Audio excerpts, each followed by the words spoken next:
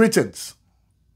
Welcome to EDTV News Channel, the People's Channel. In this report, we have a few stories for talk about. Some shootings and some dropouts coming out of the troubled parish of Manchester and St. Catherine. And in St. James, one of St. James' most dangerous wanted men is now captured. Stay tuned for the full reports. Blessings to all subscribers and viewers. If you're here for the first time, you can support the channel by like, subscribe, share, hit the notification bell. So we'll start off in the troubled parish of Manchester. Man shot and taken out in Manchester bar robbery.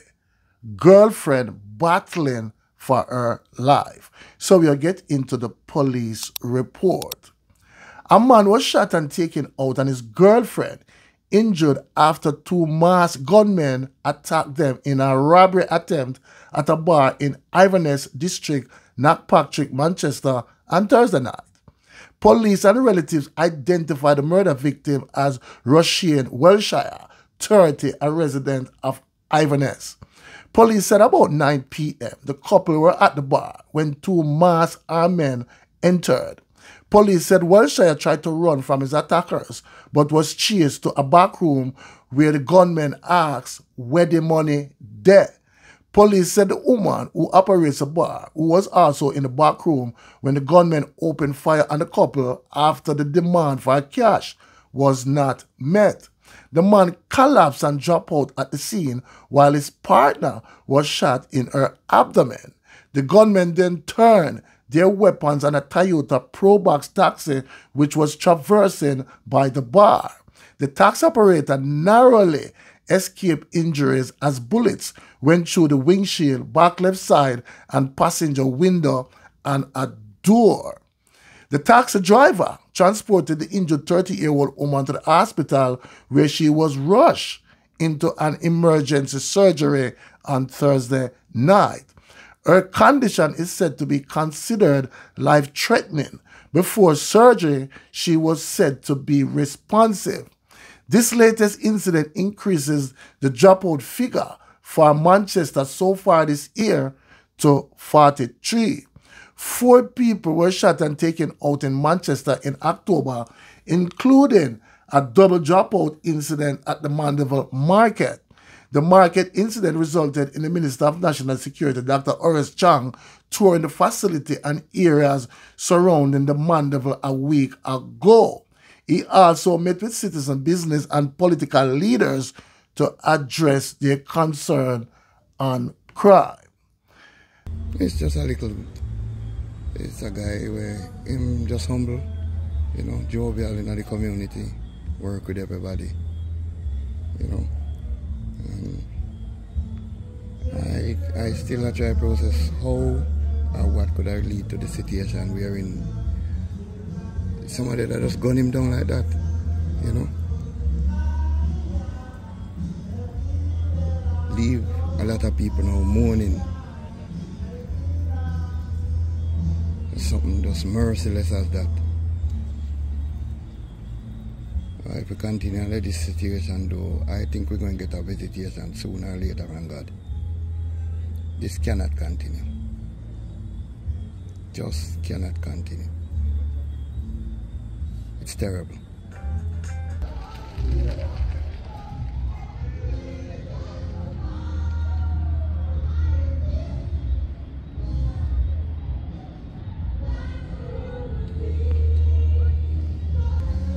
People, we'll move on, this time to the parish of St. James, where one of St. James' most dangerous wanted men is now in police custody. So we'll get into the report. A man who was on the St. James' most wanted list was arrested by the police in an operation in the parish on Friday. The man, identified as Niko Maxwell, otherwise called Nico, of Flamstead Garden, was arrested during an operation which also included a firearm and ammunition seizure in Garland District, Montego Bay. Reports from the police are that about 3:30 a.m., lawmen carried out an operation at a premises in Garland. A bedroom was searched and one Gerson Regard pistol fitted with a magazine containing 17 9mm rounds of ammunition was seized. A woman that was also at the premises was arrested and taken into custody.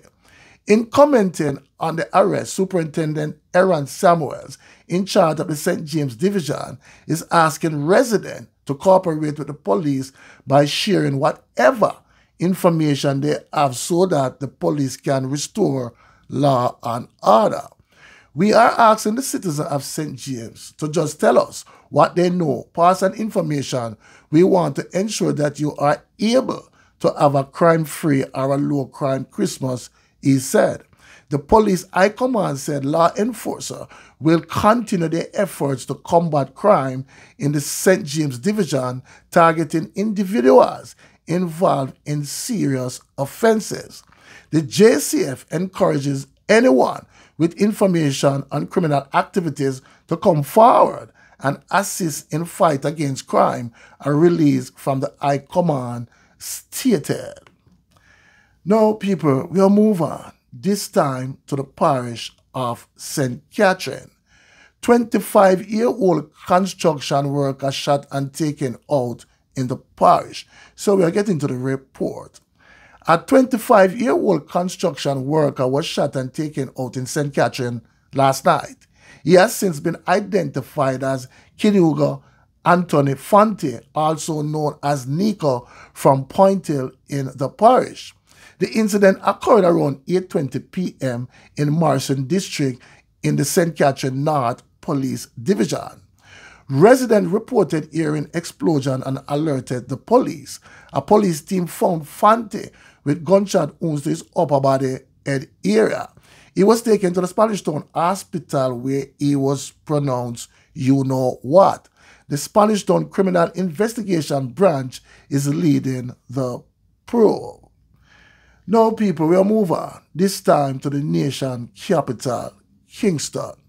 State of emergency declared in East Kingston following mass shooting. So we'll get into the report.